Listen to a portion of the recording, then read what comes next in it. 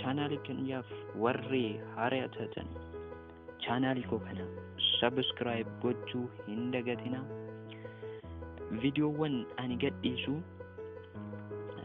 share like gochuu hin dagatina. Commentii keessan gaggaariis irra naaf buusaan jedha. Yeroo baay'ee namoonni baay'een viidiyoo yoo ilaaltanii viidiyooma sana ilaaltanii dhiistu jechuudha.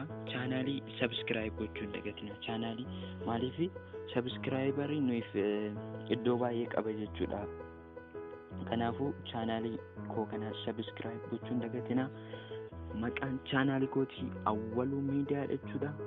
Videoowwan gaggaarii isin barsiisa jedhee yaade isiniifan gadhiisa. Har'a ammoo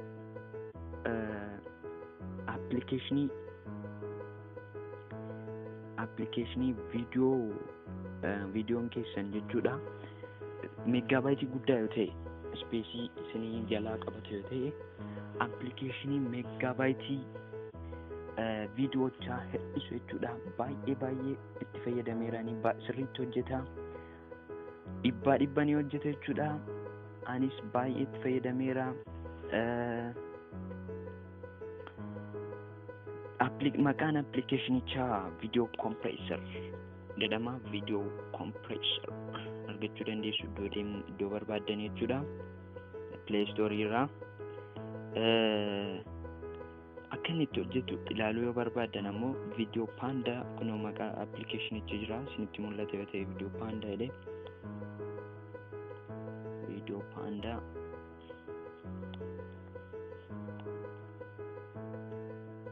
mani banutti ni eegna.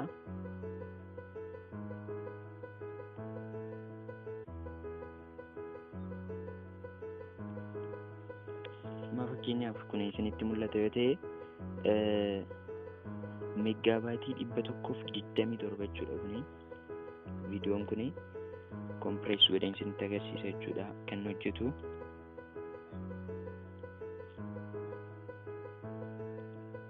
compression godhu